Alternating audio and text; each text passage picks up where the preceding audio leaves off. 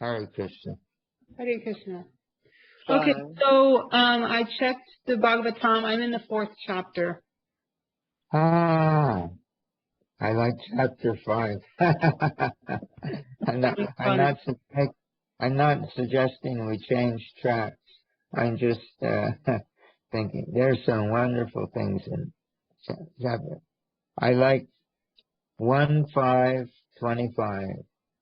The purport is all about Narada Muni and Srila Vyasadeva, and Narada Muni's explaining how he became a pure devotee. Wow. Anyway, go ahead. I should forgive me. No, not at all. I appreciate your being able to extemporaneously quote scripture and shastra. It's really awesome. I really, you listen to a lecture by Srila Prabhupada. It's amazing. You say, how could one person know so many verses? We read how he spent time when he took Vanaprastha and began living apart from his family and whatnot. How he spent a lot of time studying and reading. And also, there's mention here and there that his godbrothers really appreciate. They gave him the name Bhaktivedanta because they really appreciated his scholarship. Of course, and I know that it's not exactly mundane scholarship because it's inconceivable. On the one hand, the acharyas all seem to be like a person from this world up to a certain point in their life, and then it seems like it was revealed to them what their real business was, not that they knew it all their whole life. Even Srila Bhaktivinoda Thakur, from what I read, he had a very pessimistic view of Vaishnavism, and although he was highly situated as working for the British government as a judge, and with a lot of influence and a very respectable position. From what I read, a little bit that I read, there's so much, but from a little bit that I read, it says that at the time that he became interested in Vaishnavism, respectable people wouldn't have anything to do with Vaishnavism, because after Lord Chaitanya and his associates departed, there was, in such a short time, there was so much deviation. There were some 13 different, I don't know what the technical word, I think I forget the word, but it says that they deviated. They made up their own. There were people having rasa dances, all kinds of nonsense. So that respectable had nothing. And then they started smashing this, one thing at a time, by writing, by speaking, and even when Srila Bhaktisiddhanta Saraswati was giving lectures, that there was such a caste consciousness amongst the Brahmins in Vrindavan that they tried to hatch some way in which they could have Srila Bhaktisiddhanta killed. And they went to the people, the police department, for lack of better words, in the Vrindavan area, and asked him if he could look the other way and not investigate or uncover their activities if they had Srila Bhaktisiddhanta killed. But he said, yes, it's true, I take bribes. But for such a thing, he could recognize that Srila Prabhupada's spiritual master was an exceptional transcendental person, and they came and told him they're trying to do this. So I don't know. I think I lost my train of thought. What I was trying to You were talking say. about Bhaktivinoda Thakur. Yeah. So I think you were trying to imply that these personalities, these pure devotees, seem like ordinary persons. Amazing. Yeah. That he didn't know that he was an acharya. I read a letter by Srila Prabhupada. I haven't read many of them. They're available, on PrabhupadaBooks.com. But there's one letter I read where Srila Prabhupada said that all the acharyas in our line, they're Nitya Siddha. They've come from the spiritual world. And he said that most of them are in conjugal ras. But he said, but some of them are in their Siddha Deha, or their spiritual identity, is that they're cowherd boy. But most of them are in conjugal ras. We know that Srila Rupa Goswami, Prabhupada, I'm laughing because Rupa Manjari, Devi Dasi is here. But Srila Rupa Goswami, he's Rupa Manjari, and Sanatan Goswami, he was also Manjari. And they had, that's very, very amazing. And they also had the role, like Srila Rupa and Sanatan, they were working for the Mohammedan government, etc. And they were feeling, how can I approach Lord Chaitanya? Impossible. And look at Haridas Thakur. He was born in a Muslim family.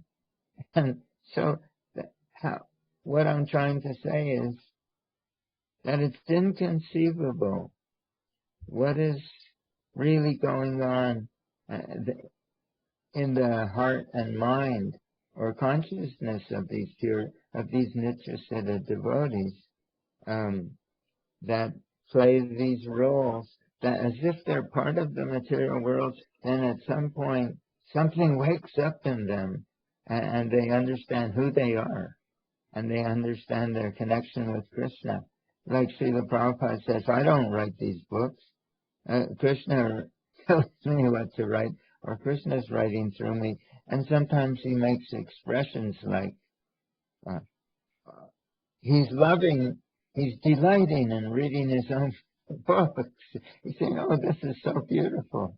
So it's impossible to understand. But from what I do understand, a Shakti of Aishavatar. Shakti, he's an avatar. He's a form of Krishna. He's a form of Krishna, but he's the jiva. I think that these people are called jivas. We are called jivas. So they're individual spirit souls, but they're empowered to carry Krishna's energy as a teacher. And look how he can, in that 5th chapter, or I think it's in the 5th chapter, where Narada Muni is all, he's just not feeling satisfied, because Srila Vyasadeva is not feeling satisfied.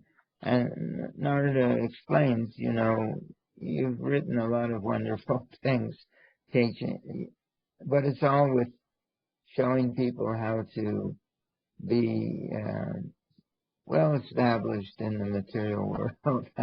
It's 3 modes of material nature. You're not describing the name, fame, pastimes, paraphernalia. You're not glorifying Krishna. So yes, so anyway, so Srila Vyasadeva said in one of the verses, I think it's at the beginning of the 5th chapter, where he says, your goodness, he's approaching Narada Muni like his spiritual master. He says you're as good as the all-pervading super soul. You can enter into the heart of everyone, just like the all-pervading super soul. There's so many devotees say that when Srila Prabhupada would gaze upon them, they felt like he was looking right into their heart, and that he could see everything. I know in my own experience that whatever I was thinking about, sometimes, and Srila Prabhupada would begin to talk to me and address my thoughts. One time it was in England in 1968, and when Srila Prabhupada first, we were living with the Beatles because we were trying to open a temple, but at Berry Place near the British Museum. Is it all right if I talk like this? I don't want to. Yeah, go ahead. So, but it wasn't zoned to be a temple or a church. It was a residential area. So we had to vacate. And at that time, the Beatles were interested in Krishna consciousness to greater or lesser degrees. Harrison, George was the most enthusiastic, but Lennon, he invited us to live at his place. So I suggested to Lennon, why don't you invite, Srila Prabhupada was in Germany. He was just starting to travel in that way. Why don't you invite? So Srila Prabhupada, so they did, and he came in. As I say, I was never a leader amongst the devotees. I'm just another fellow, I'm handy. I can hold a hammer. I know which end is to hold. Like that. And I can do bookkeeping like that. I can do some supportive service, but it's not my nature to be a leader. Maybe a little bit more now, but I'm developing more as a human being, and getting over some of my personal, whatever you want to call it. So the leaders, they were in London, working with the local government, for lack of London management of these things, how we can get the temple open and things like that. So I was left at Lennon's estate with a group of devotees, maybe a dozen or so, and I was left in charge of that little group. So because of that, I guess it's Krishna's arrangement, but I was giving Srila Prabhupada massage every day. Not every day. There's one devotee called Srila. He's a sannyasi in ISKCON now. I think he's one of the people who are trying to play the role of guru. But Yes. Srila would say, when I'm massaging Srila Prabhupada, he'd say, he's just like a baby in my hand. And he said, I know exactly what he needs. And I think it would be better if I did every day, so that it was consistent. So when I was massaged, we were alternating. One day him, one day me. So I said, when I was massaging, I said, Srila Prabhupada, Sri Vikram is saying that he knows what you need, and and it would be better if he gave you a massage every day. And Srila Prabhupada, when he took massage, it's not like someone goes to a massage parlor. He would sit up in a half lotus position on a mat, like a soldier. He would sit up really straight, extend his arm, extend his other arm like that. So it was the idea was for his circulation. Why he's taking this role, I cannot begin to understand, because in our books, I have many quotes where Srila Prabhupada says he talks about the eightfold mystic powers of the yogi, to be larger than the largest and smaller than the smallest. That means, and he tells stories how when he was a child, they would go to a county fair or something, and they would put so-and-so inside a trunk, and then they would open the trunk and he'd be gone, because he had mystic power. He could make himself so small, he could move through the molecules in the wall of the trunk. And so anyway, and there are different eightfold mystic, and Srila Prabhupada writes that in his Bhagavatam, that the eightfold mystic powers are insignificant compared to the powers of a pure devotee. So at the same time, he's like he needs massage, or from what I can understand. And he says in other places, I was just reading that in Siddhaloka, that they can go from one planet to another just at the speed of mind. So there's mystic power. So Srila Prabhupada doesn't have to take a plane to be. Srila Prabhupada doesn't have hunger and thirst, etc. Yeah, he says in different places that a pure devotee, a liberated soul, he has no hunger and thirst. These things. So, but at the same time, he's acting like he's one of us. So this is inconceivable. In any case, so I say to Srila Prabhupada, Vikram is saying that it would be better because he knows exactly what is best for you to give you a massage. Srila Prabhupada looked up at me and said, any fool can do this. And I don't know why I got there, what brought me to this point. But I don't know what brought me to this point. Anyway, so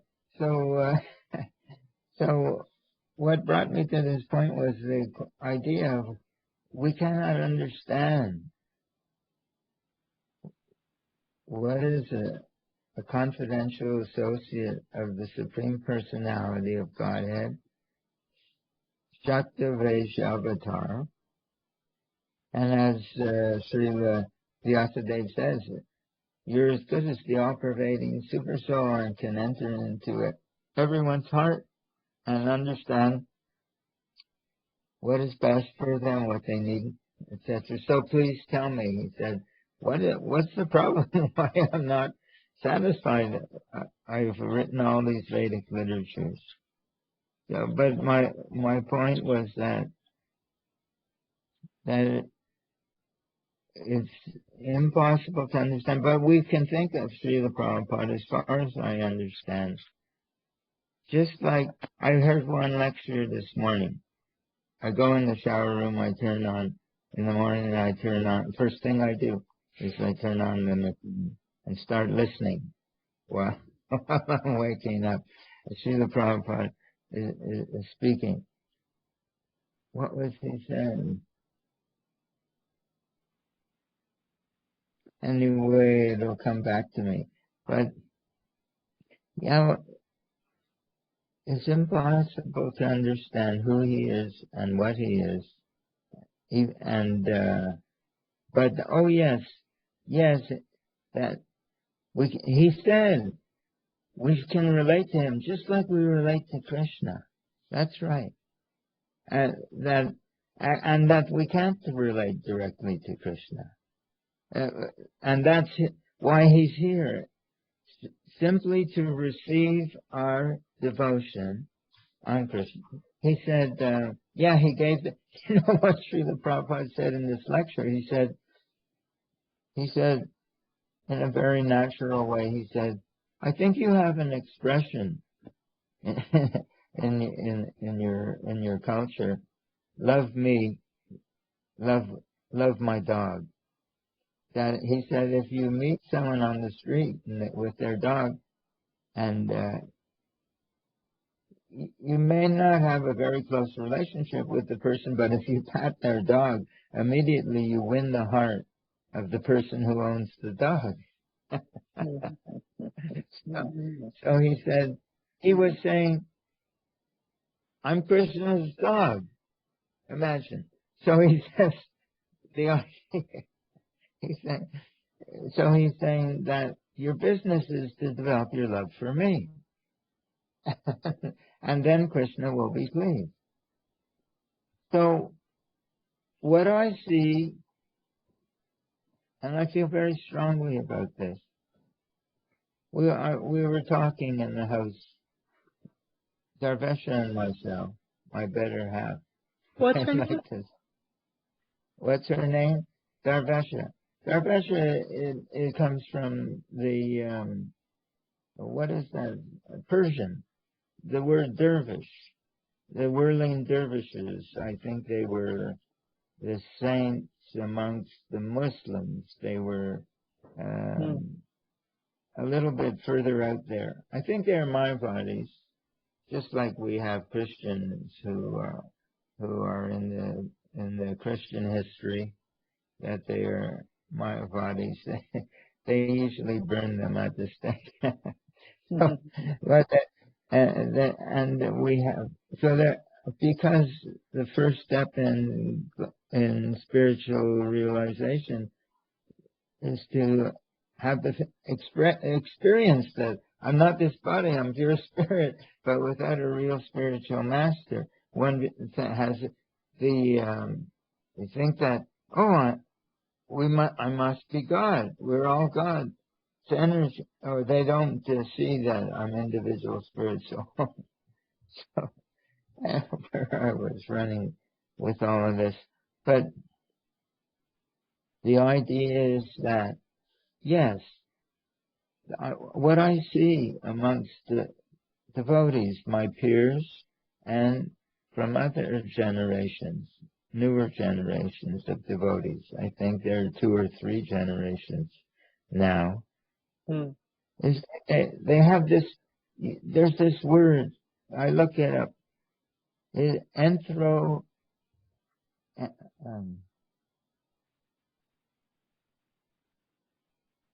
can't bring the word to mind, but it means that people, anthrocentric, something like that. No, ethnic centricity, ethnic centric. That we come from a culture, and where it influences our conceptions about how everything works in this world, but our culture has such a strong influence on the way we think, but we're not aware that the way in which we think is being managed or affected by our cultural values. Well, I see that amongst devotees. They are thinking that he lives forever by his divine instructions, and the follower lives with him.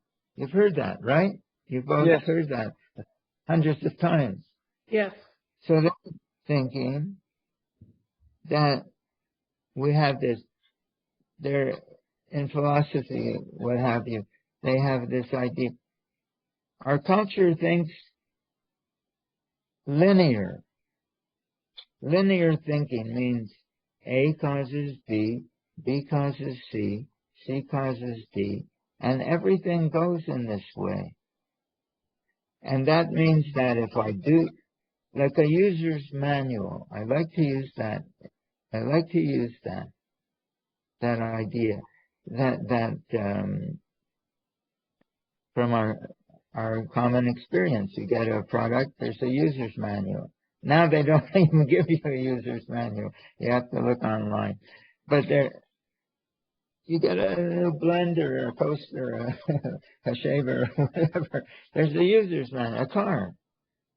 So they're thinking Krishna conscious that all of our instructions like a user's manual. So there's a checklist, right? Right. 16 rounds. Four regular principles. Rise early, take a shower, do this and don't do that. And if I complete the checklist, then I will have realization. This is linear. That from this comes this, from this comes this. It's automatic. But Srila Prabhupada, it's not automatic. He says, in some lectures, he says, we have on Krishna's plate, rasgullas, samosas, this is, and it's a golden plate. Then Krishna must accept. He says, with Krishna, there's no must. He says, it's not like, so that's, why does Srila Prabhupada say that? He says that because we think like that. Mm-hmm. That's karma mimamsa. Why does Srila Prabhupada talk that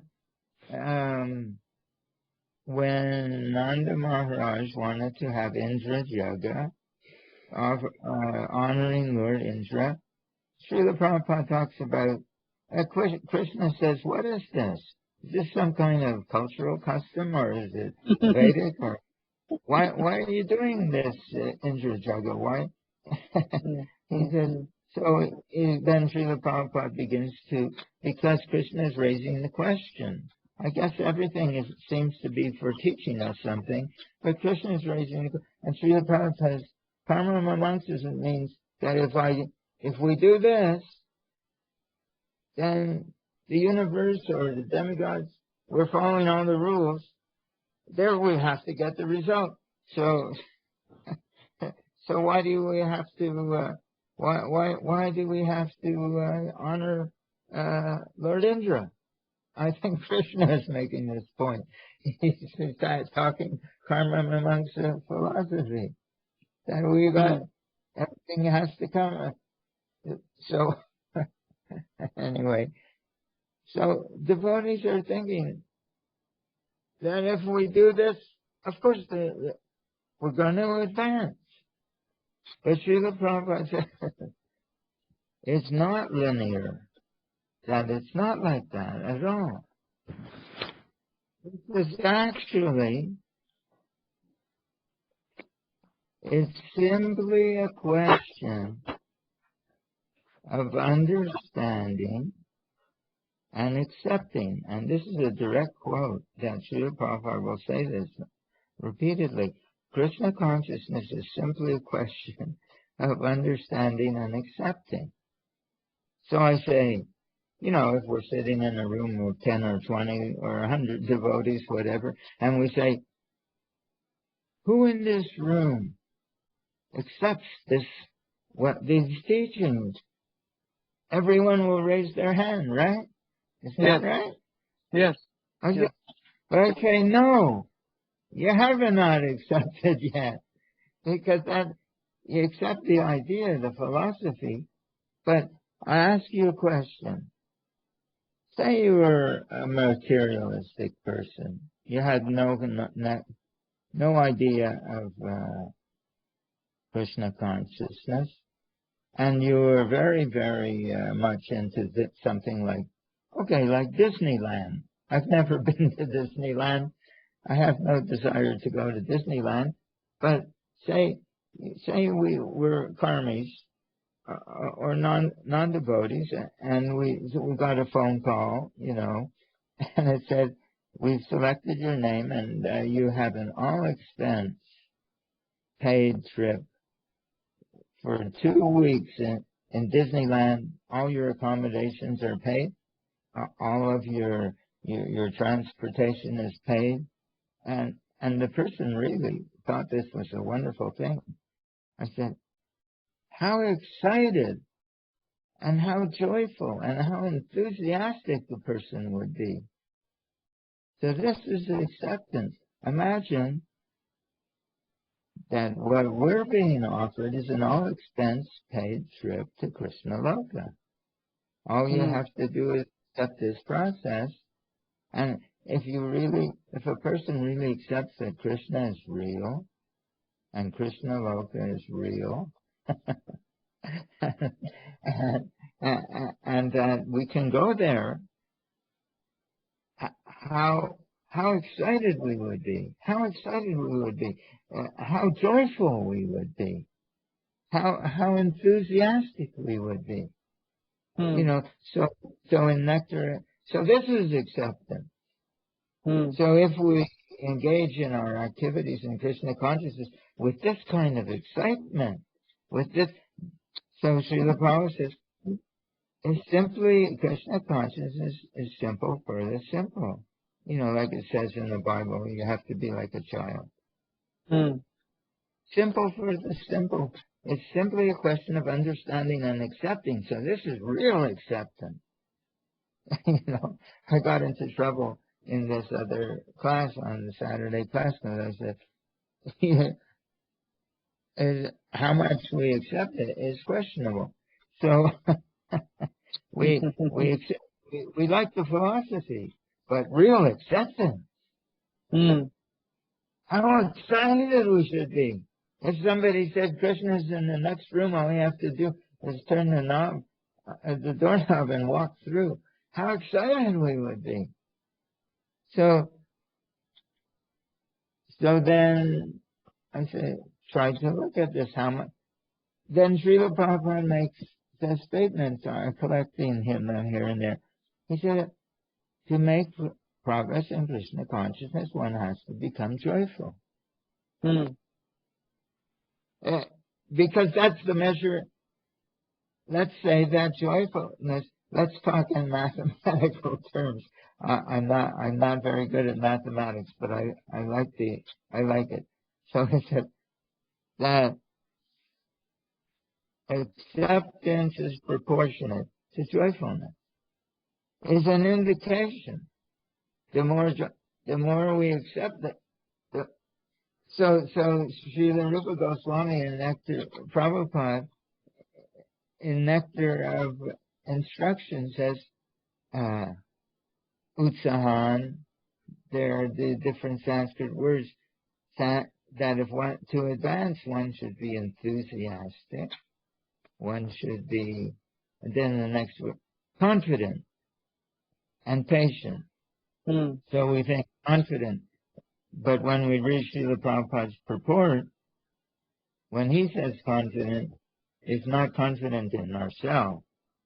It's confident that this is a reality and that Krishna is going to bless us and receive us in the spiritual world. We should be confident of that. So we should be enthusiastic, and we should keep going and patient. That the door is not open immediately, but we in other words, confidence actually means faith. And in Brahma Samhita, Srila Bhakti Siddhanta Saraswati, he says that our realization is proportionate to our faith. In other words, and our faith is That is our acceptance. That is our degree of acceptance. How much do we, wow, this is wonderful. I'm not saying that I'm on that platform of wonderful, but I'm thinking about this because my tiny experiences, and I tried to, you know what it means to prime a pump? Have either of you ever heard that expression? Yeah. Okay, it means you have to put a little water in to the pump first, right, Ramchandra? You understand that? Yes. Otherwise you can move the handle of the pump up and down manually. You know, it's a thing of the past now. Today you would push a button, right, a digital button on your smartphone, and the pump would work. But previously, it was manual. So unless you prime the pump, you don't get any water.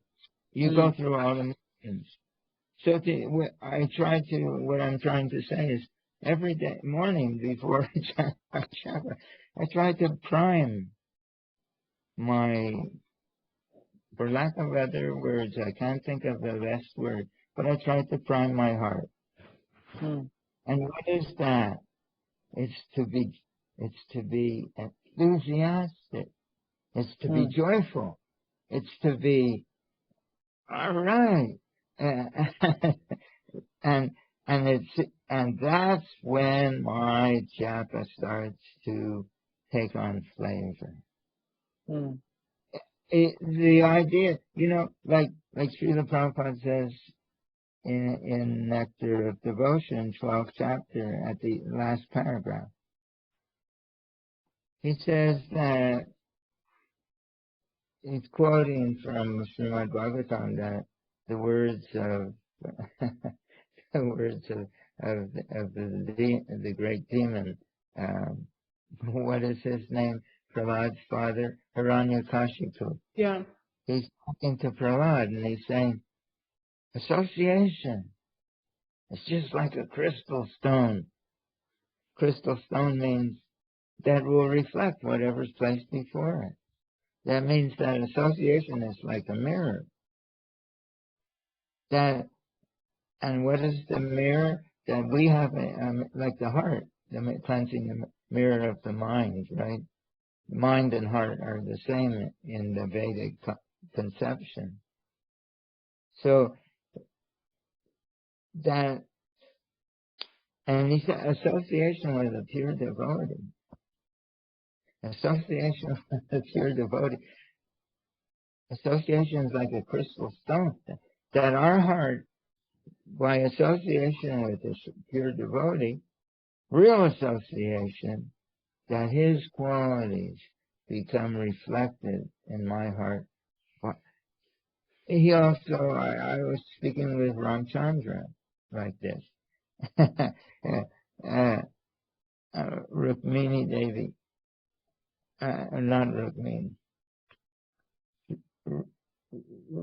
Rupamanjari Prabhu. I have given this harangue, transcendental harangue, to Ramchandra. That in 1.525, Srila Prabhupada says that pure devotion. What is this quality of devotion?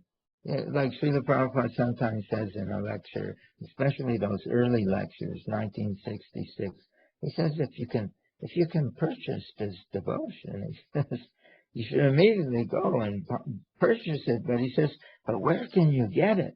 He's trying to make the devotees think. Yeah. So he's in 1.525, the first sentence in the purport is that pure devotion is infectious in the good sense, just like an infectious disease. And he says, what does this mean? This further on in the purport, what does it mean? This to become infected with the devotion of the pure devotee. He says,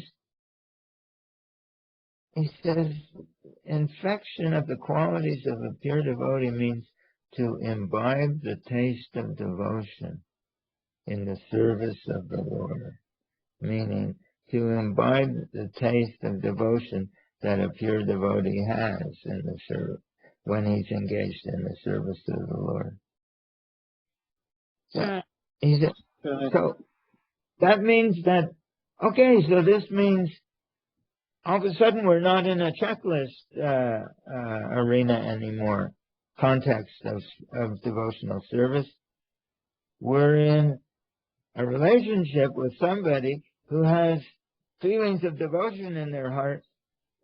And if we have Srila Prabhupada used this word intimate, the relationship between, I'm taking these quotes and keep making lists so I can have something, I'm not making something up. He says there's an intimate relationship. He says that when you associate with someone who has a certain mood, you can imbibe the taste. That's Srila Prabhupada's word, to imbibe the taste of devotion. So how can we imbibe the taste of devotion, Srila Prabhupada?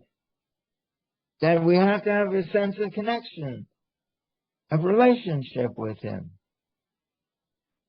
So, but how can we have that sense of relationship with him? So we go back to Nectar of Devotion at 12th chapter. He says, this reflection of his qualities within my heart, his qualities within your heart, how does that happen? He says, the mirror has to be clean. So that means we have to be in a nice way, a mode of goodness. So what is that? Utsahan, real acceptance, real enthusiasm, real joyfulness, the real talk it to me, for lack of better words. I shouldn't talk like that. But that joyful enthusiasm, if we approach Srila Prabhupada in that way, that is a clean, open heart. And then we can feel his presence as much as our heart is open to him. Then we can begin to chant japa. So what does he say? He says, this Krishna consciousness is an apprenticeship program. It's not a user's manual. It's an apprenticeship program that we're working under, doesn't he say? Under the guidance of a pure devotee, quote unquote. Yes. In the association of a pure devotee, quote unquote. Yes. As an apprenticeship program. So then in the apprenticeship program, there's two things going on. Is Rupa Manjari still with us? I don't see. Yes, I'm here. Okay. Is it okay if I talk like this, Rupa Manjari? Yes. Okay. So he says, thank you. So he says, in apprenticeship, it's an apprenticeship program. We're learning from the master. We're in his association because our hearts are open enough. So he says, so there's things going on in an apprentice. On the one hand, the apprentice is, but what are we doing? Are we learning from Srila Prabhupada how to fix plumbing, or how to build cabinets, or how to be a bricklayer, or what have you? No, we're learning what is devotion. We're learning how it's a very subtle form of apprentice. I think I wrote to Ramchandra, the actors, they make movies, films, videos. If you go online and it says, and Google it, you'll see that the problems, psychological problems of actors, And you'll see that they take their role so fully, so seriously, that when the filming is finished, they can't shake it. They still have these feelings that they have been cultivating in their heart. So one can cultivate anger, one can cultivate feelings of frustration, one can cultivate feelings of love. Anything. We're capable like that. So it's not artificial. It's just a different part of the spectrum. So of what we're capable of. So if we approach Prabhupada with this real acceptance and a joyful heart and an enthusiasm, Hare Krishna, Krishna Krishna, Hare Hare, Hare Ram, Ram Rama, Hare Hare. Like it's great, we're on our way. So if we do, and if we try to connect, so the apprentice is sensing the demeanor of the master. How do you touch this brick when you or whatever when you're doing this kind of work? And that's the receptive part. But the other part is that then he puts the brick down, lays the next brick with what? With the desire to please his teacher. So this is a relationship now. This is a relationship of learning from him and giving back in that mood what I'm learning from him. That becomes service. When we're chanting, so it says, what does it say? How do you chant Hare Krishna? It says, go to Nectar, what is that? TLC, Teachings of Lord Chaitanya, Chapter 18. Last two paragraphs, more or less. Explain how Lord Chaitanya became ecstatic by chanting the holy name. Srila Prabhupada said, quote, the process is the spiritual master chants the mantra. And if the disciple starts to chant with equal respect, that becomes the worship of the holy name. That means engaging in the cultivation of Krishna consciousness under guidance. Sri Harinam Chintamani. Haridas Thakur tells Lord Chaitanya that when one is chanting japa, he's always meditating on his spiritual master. He's never doing it separate. He's not following a checklist. It's an apprenticeship program. This is very different. It's not linear. And then if I do this, and one day I'll get a benediction. The development of Krishna consciousness is not the development of it's the cultivation of consciousness. Where I get this Krishna consciousness, where can I get it? Only from someone who has it, like an infectious disease. You have an association with someone, you become infected. Right. So it's twofold. One is to be close, intimate enough. As Srila Prabhupada in the 10th canto purport, Srila Prabhupada says that a relationship with the spiritual master is a, quote, heart-to-heart relationship. Heart to heart. I feel his heart, he feels my heart. Intimate. Apprenticeship. So I'm putting down this brick.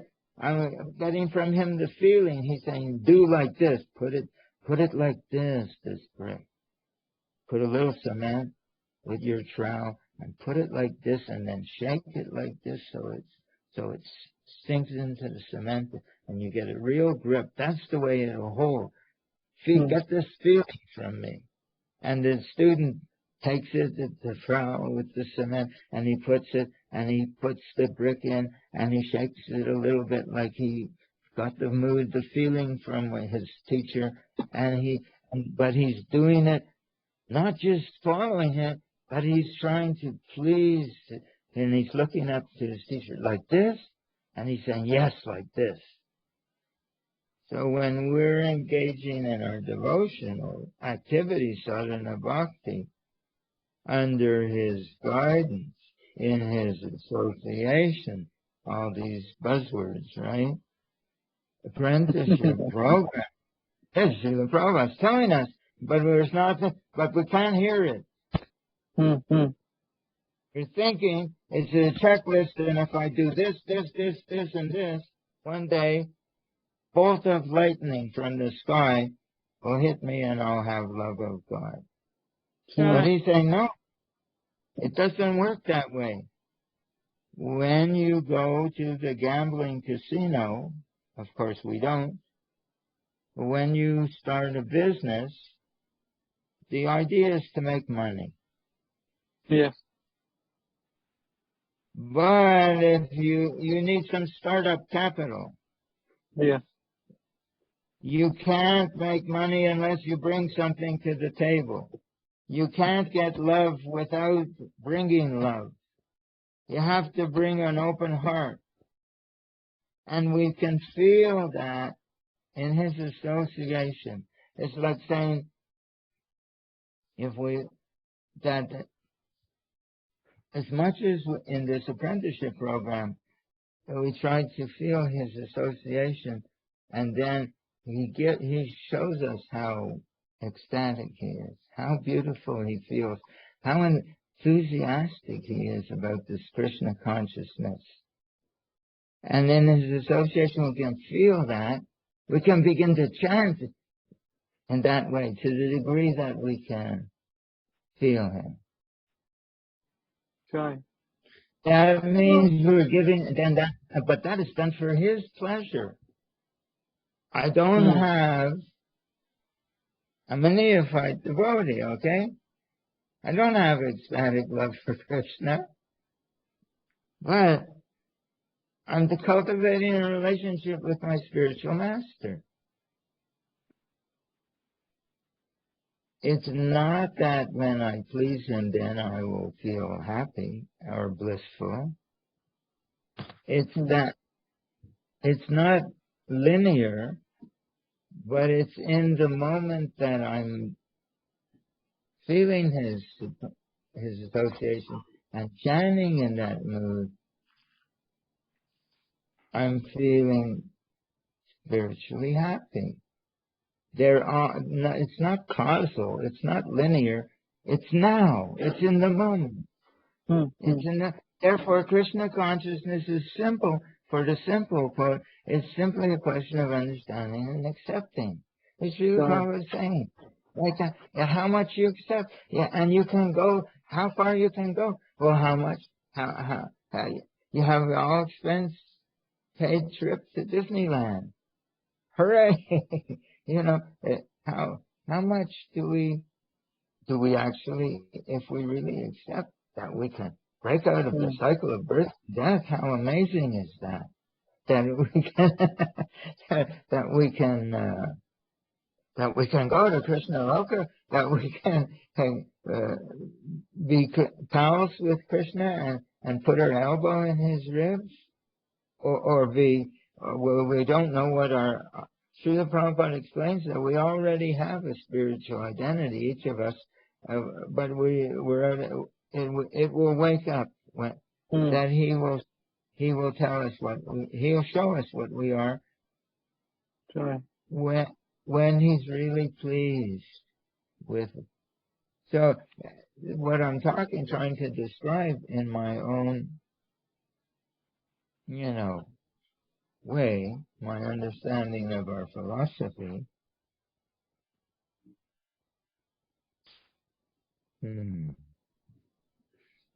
So, in other words, a person can do this, not not after 50 years or 50 births. You could do it in the first week. You could do it in the week. There's no seniority, There's no nothing. Each one has, but it's not a linear thing. It's not a mechanical process, a mechanistic process. It's not a checklist process. It's an apprenticeship program in which we're cultivating devotion under the guidance of someone who has. As Srila Prabhupada says, unless the teacher has this, it's useless. Okay, he has nothing to teach. You go to, for instance, to Chaitanya Charitamrita, Srila Prabhupada says there's two kinds of spiritual masters. One of them, and he uses specific words. He says one of them is giving objective instruction, concept, sambandha. And the other one is giving, that's objective, and the other one is giving subjective instruction. So I look up online, what does subjective mean? It means how you feel. He says, he describes subjective instruction as coming from a pure devotee who's absorbed in a mood of devotion. He's giving a subjective instruction. Sure. That's how we become infected with how we imbibe the taste of devotion. That's subjective instruction. All of this is in our literature. All I'm trying to do in what I'm saying here is connecting the dots. But because I'm thinking why people have such a hard time accepting this. Why are they saying, oh, Ishan is talking about love. It must be a Sahajya. No, I'm trying to understand the process. So, what is love? You say, oh, you can't feel love.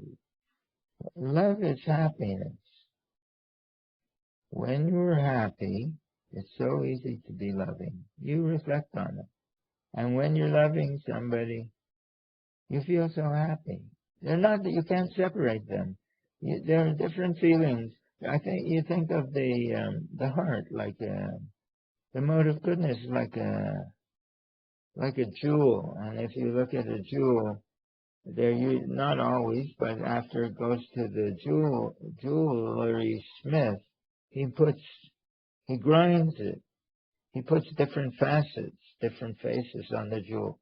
It's one jewel, but it has many faces. In the same way, mode of goodness, enthusiasm, joyfulness, compassion, love, gratitude, feelings of benevolence, wishing everyone well. These are all different facets of the same jewel. And anyone who can feel one of the facets, very easy to go to the next. It's all, so when we become joyful, we can feel love. That's it. You can check it out for yourself because you can try it on for size. Feel joyful. You know what it means because you've been there. But everyone can be there. But the idea, difference in Krishna consciousness is, where do we direct it? Do we direct our love towards our nation or our society or our race or whatever? We direct it towards our spiritual master. So if we become very joyful and very enthusiastic, and we have the conviction and confidence, this is real, and we just got our free trip to Krishna Loka, and we approach the Prabhupada, we'll feel love. It's not possible not to. It's at that point that we begin to sense his reciprocation. It's at that point that we begin to sense his reciprocate. We begin to sense his beauty. And it's at that point that we become infected with his beauty. And it's at that point we can begin to cultivate that taste. And then at that point, it becomes an apprenticeship program. So anyone can do this. A child can probably do it easier than an adult. But they need a little bit of conception, or maybe not conception. Children turn out like their parents all the time.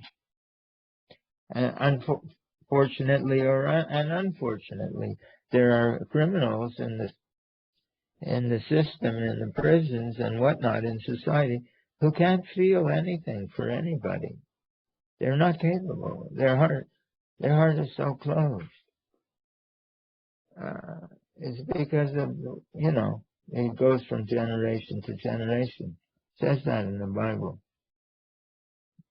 Not that we want to quote so much from the Bible, but so this is where, I'm talking to you both because you're giving me the opportunity. Why do I talk like this? I talk like this because I'm highly established in this way? No. It's because I want to be able to live this way. And Srila Prabhupada, I copied this quote many years ago. He says, if you want to keep on this platform, he says that the thing to do is immediately to repeatedly describe this path of devotion. It's like an orientation. It's like staying in that orientation by describing, but it becomes stronger when you can share it with another devotee. That's what Sangha, that's association. Hearing and chanting. One is Maharaj Parikshit is hearing from Shukadev Goswami, and they're both enjoying. And they're giving it more enjoyment, and they're grateful to have each other's association because they can enjoy it through each other's association. So where two or more are gathered together in my name, I'm present. It's the same idea. It doesn't matter Hindu, Christian, Jew, Muslim. It's the science of the spiritual life. It's how it works. Association. So then that's why I'm talking to you like that. Not because I have something to say that I'm in a superior position, but I need your association. You're giving me the juice to be to the degree. That's why I was feeling uncomfortable last night, because I could understand. I may have a full basket. I want to sell something, but there's no buyer. I couldn't put myself forward in a way that I want to. So I was thinking, well, Well, anyway, you go ahead, please. Well, I was going to say it's almost 8:00, so I think we should probably wrap it up. Have I been overbearing in a way that's uncomfortable? No, it's been really interesting listening to you speak. Right.